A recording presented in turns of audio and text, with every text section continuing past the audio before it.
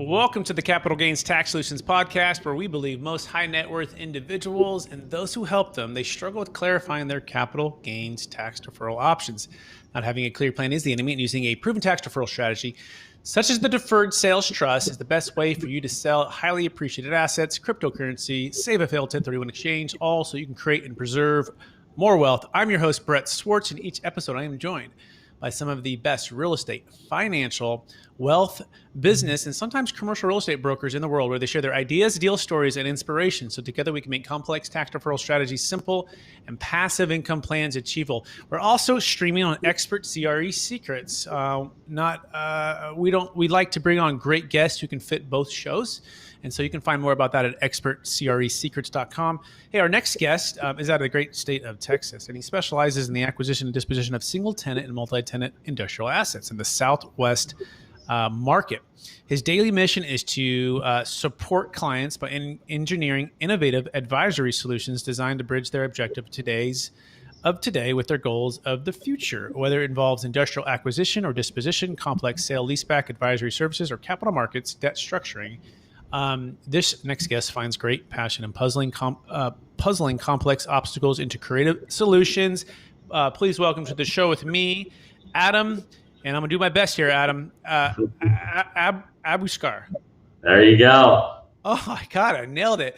And Adam, for our listeners getting to know you for the first time, would you give them a little bit more about your story and your current focus?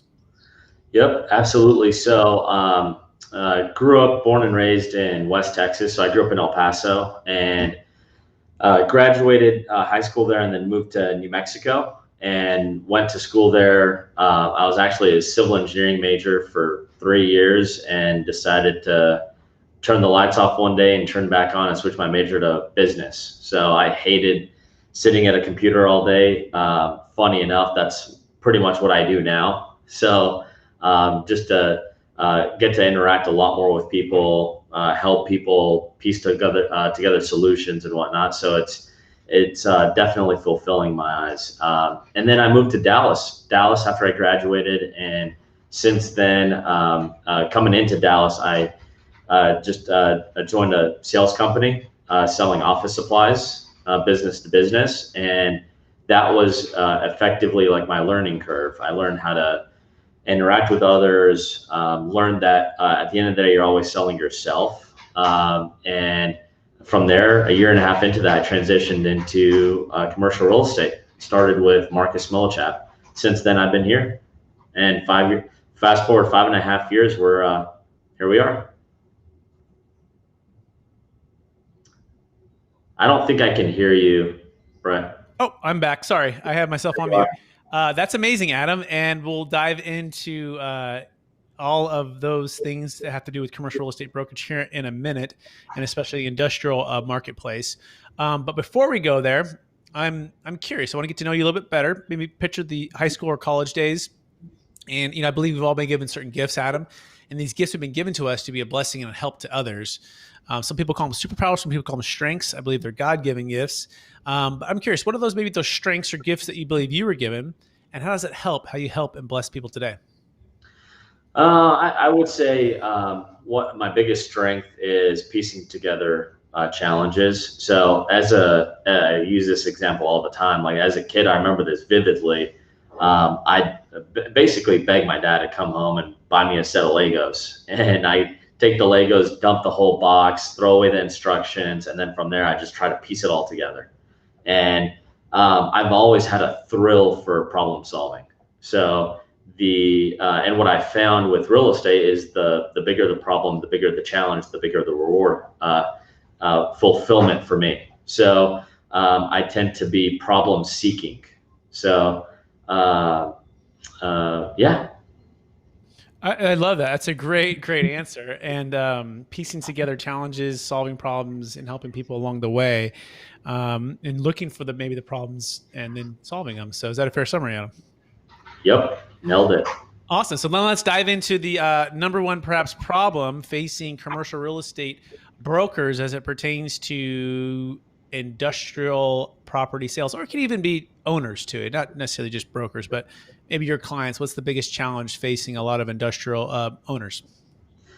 I would say right now, really, last year was COVID, right? So fast forward to this year, there was a lot of uncertainty in the air with what's coming politically, tax reform, and whatnot. We had the whole Senate race going on in January, right? So there was a lot of uncertainty there. Now with all of that behind us, the question mark that everyone's thinking is, well, how's tax reform going to affect me here towards the end of the year?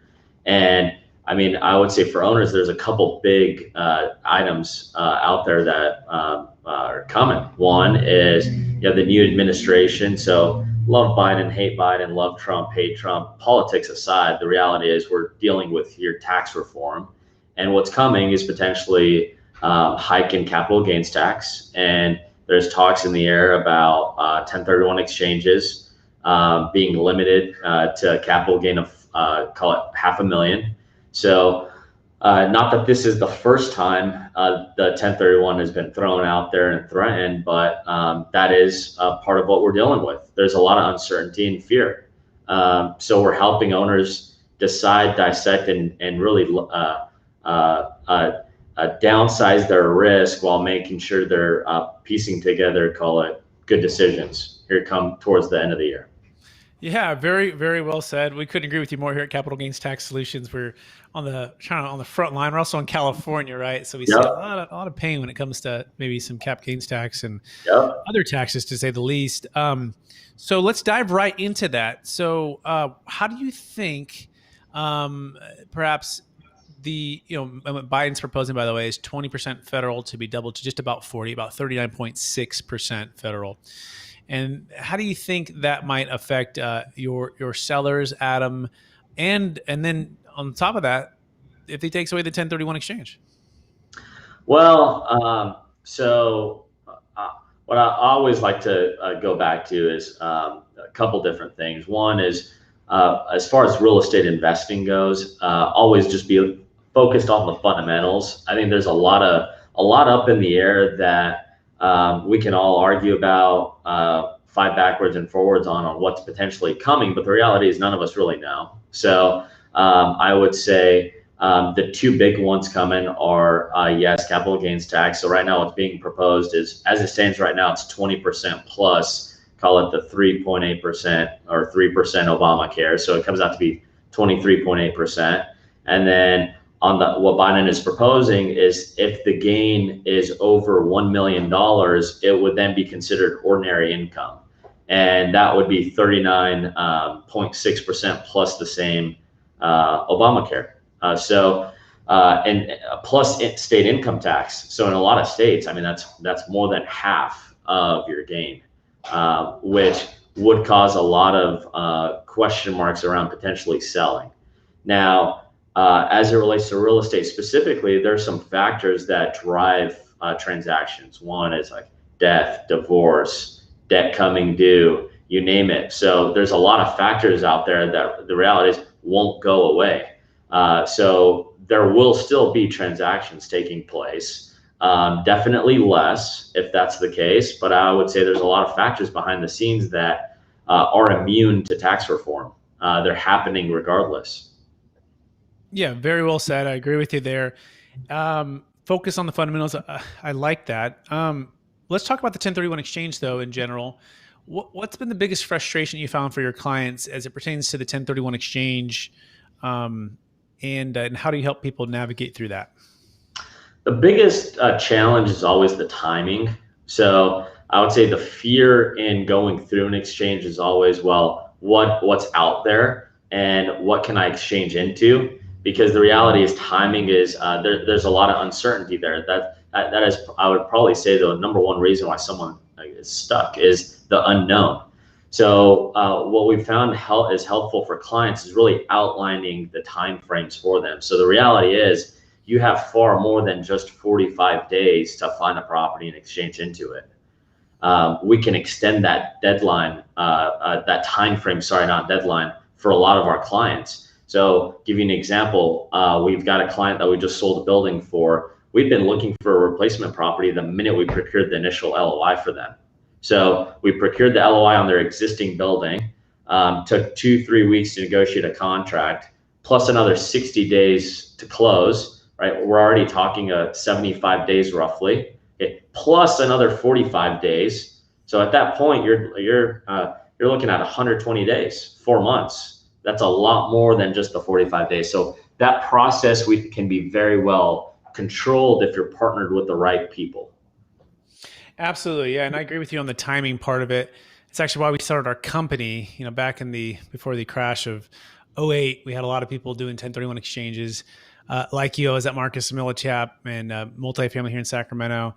And, things were going well for a while. And then there was this, things hit the fan and people all of a sudden, like Warren Buffett said, you see who's been skinny dipping, right? When the tide goes out. Yep. And some people had too much debt, not enough diversification, not enough liquidity. And they knew they were overpaying for these very low cap rates in the 04, 05, 06, but they felt like they had no other option except for what we call the shotgun wedding 1031, right? Yep. And I love 1031s when the deals make sense, when the cap rates make sense, when the intrinsic fundamentals of the properties make sense.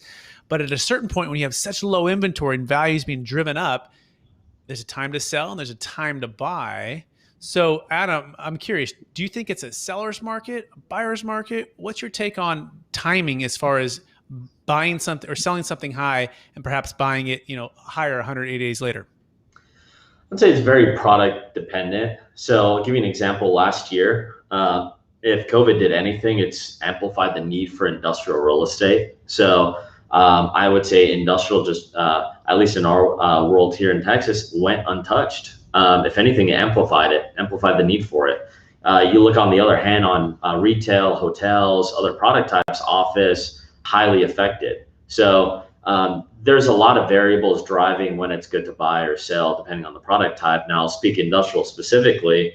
I would definitely argue it depends on what position you're in. So it's definitely, you can easily say it's a seller's market, but there's a lot of times I look back at some of the properties we helped clients sell and buy 2 years ago where I thought it was aggressive. And then you fast forward 2 years and you look at today in 2 years, population growth, employment growth, corporate relocations, all those factors keep fueling the growth of the economy in Texas. And I don't see it stopping. So unless something drastic occurs to really put a halt on a lot of the population growth and shifting that we've been experiencing in Texas, not much is going to stop that.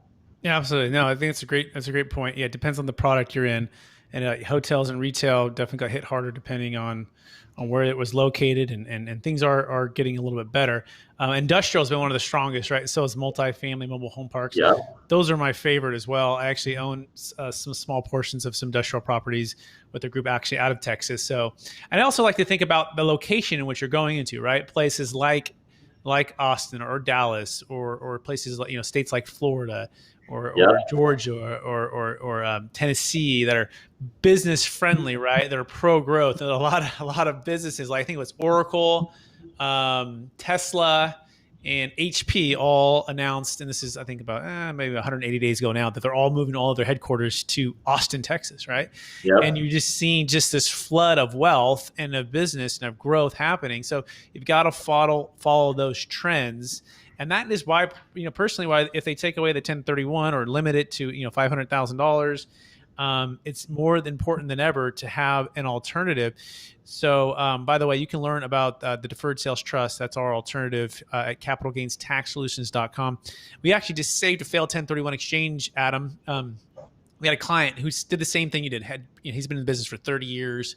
He's been planning, pre-planning, trying to find a deal.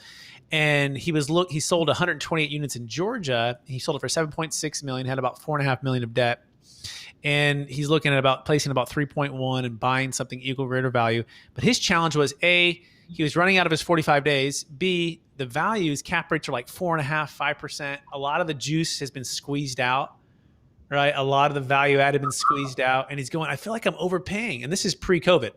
So then COVID hits, and he's like, I definitely don't want to be in it. But beyond that, it wasn't just the financial reasons for selling Adam, because the other side of it is the personal reasons. You see, he's a baby boomer. He's in his 60s, and he's looking to spend more time with the grandkids. You know, he's looking to build it was a Montana like leadership retreat place to help teach and train corporate leaders on how to give back. And so that was his legacy play. So some of this stuff is not just financial freedom, but it's time and energy freedom. Anyway, so we saved his failed 1031 exchange. He's really happy. He got debt free, and now he's been able to diversify into multiple syndications, hard money lending, ground up development, all these different deals, all while not having to do it himself. So I'm curious, Adam, the value of the legacy for your clients, the baby boomers that are getting older, that are looking to maybe kind of de-stress, what would having an alternative to a 1031 exchange mean to them? A lot. I mean, it's so I take it back. So it's funny. So Brett, you said you started at Marcus Millichap. You probably went through the same training. A lot of the lingo makes sense, but we call them the D's, right? Death, divorce, dissolution of partnership, debt coming due. All those factors. A lot of those factors are as a result of a client getting to a point where they're taking a step back from their hands-on management of real estate. We've got a client out in Kansas. We're selling a building for them. They've got a year left on the lease. They're in their 60s, 70s. They don't want to deal with a renewal or a vacant building. They're selling their building, and ideally they want to exchange to something much more hands-off. Right now, we're scouring the market trying to find them a deal to potentially buy. And what we found is nailing down specifically the parameters of what they're going to be comfortable with is going to be a little bit more difficult. So they're going to have to get a little bit more aggressive, or decide to pay the capital gains, or follow the DST. So I would say those factors really are tied a lot to clients taking a backseat and backing off, a little more hands-off ownership. Yep, absolutely. And by the way, for our listeners who are listening, the DST can be really kind of two camps. There's a thing called a Delaware Statutory Trust, which is a form of a 1031 exchange, which is a passive way to take your interest on the property you're selling and 1031 into like a bigger deal, typically 7 to 10 year holds, typically not as great of a value add. What I'm referring to on the other DST, the less known, is called a Deferred Sales Trust, which is, it's not driven by any of the 1031 rules, and it gives you a lot more flexibility. That being said, are you ready for the lightning round? I'm ready. All right, Adam, knowing what you know now, if you go back to your 25-year-old self, what's the one golden nugget you'd make sure to tell yourself to do? I would say listen more. Listen more. Okay, good. All right. With that, well, let me ask you this question: interest generator, conditional close, or 1031 timeline. If you had to pick one tool and one tool only, which one would it be? I would say interest generator. Why? I would say if you don't have a good reason to meet or interest generator, you're not going to get a conditional closeout or a 10. So it all starts with that. Absolutely, and that's also insider talk with Marcus and Millichap. What's one of the things we learned day one, which is exactly right. Something that's applicable, that's interesting, that's going to capture attention, and it's actually going to give people a reason to actually sit down with you. Because otherwise, why are you calling them? So we're talking to the commercial real estate brokers right now. Like, if you're calling them, make sure you're adding value, and it's something that can be actionable and something that perhaps they are concerned with, and you have like a solution for, right? Very cool. What do you most appreciate about Marcus and Millichap in your 5 years that you've been there? I would say what Eminem is known for is taking a shot at younger guys, no experience and whatnot, and coming in the door. I would say I didn't know what a cap rate was or a dock door was, and fast forward 5 years, it's laughable. So I'm grateful for taking the shot on me when most others wouldn't. Absolutely love that. Yep. And likewise, grew up in the real estate business, but I didn't know what a cap rate was, or IRR, or Yep. cash on cash return, or underwriting a property, and then get some of the best training and mentors, which set me up for everything I've done now. So Marcus & Millichap is a wonderful firm, and a great place to learn commercial real estate brokerage. Next question. What is the number one book you've recommended or gifted the most in the past year? I would say Think and Grow Rich is probably my favorite book of all time. And it's probably a very close tie with Obstacles the Way, Ryan Holiday.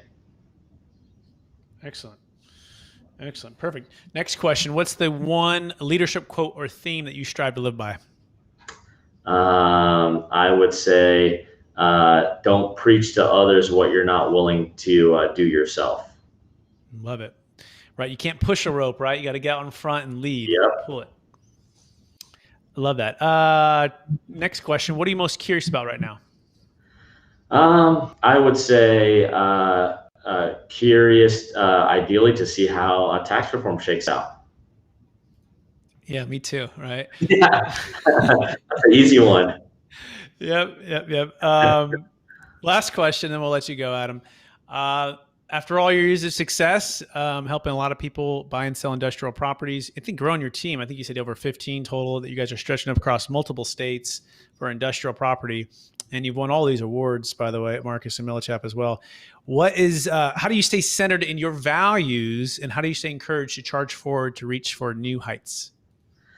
That's a great question. So it's funny. I was having dinner with one of my high school friends last night, who's now an attorney, and we were talking about just purpose, right? So a lot of times, fast forward, I think us growing up, you always you were handed a purpose, right? So you go to elementary school, and then your goal is to get an A, and then graduate to second grade, and then third grade, and then fourth grade, and then go to middle school, and then high school, and then college, get a degree, and then if you're going to be a doctor or a lawyer, go to law school. And there's always these stepping stones that are handed to you.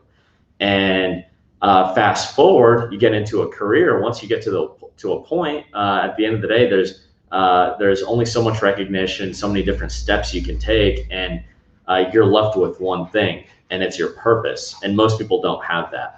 And that's probably one of the things I feel like I'm most blessed for, is I'm always connecting things back to why I do what I do, and it's the problem solving. So I have a thrill, a passion, a connection to piecing together the challenges that clients face. And I would say that is the number one thing we all at times lose sight of. And the minute you lose sight of that, you lose passion, you lose fulfillment, you lose excitement about what you're doing. So best advice I could give is, if you're feeling that way, take a step back a little bit, and then connect to why you're doing what you're doing, what your purpose is, what is it? Beautiful. Very well said. Lots of wisdom there. Let us know when you write your book. We'll check it out. Adam, for those who want to get in touch with you, would you remind them one last time how they can find you?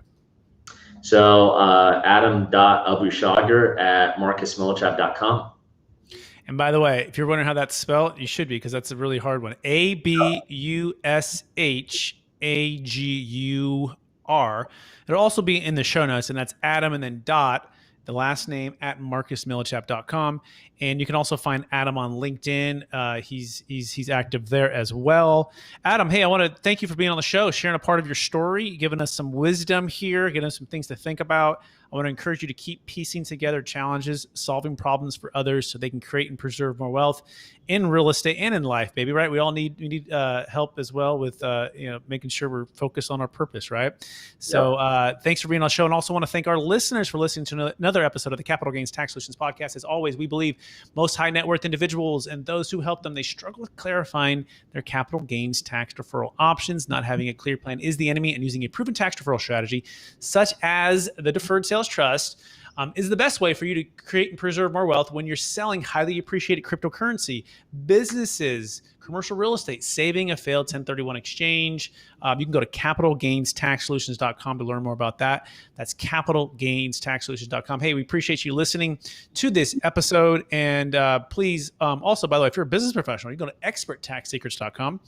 experttaxsecrets.com to learn how to use the Deferred Sales Trust to add more value and grow your business. And please rate, review, subscribe. We appreciate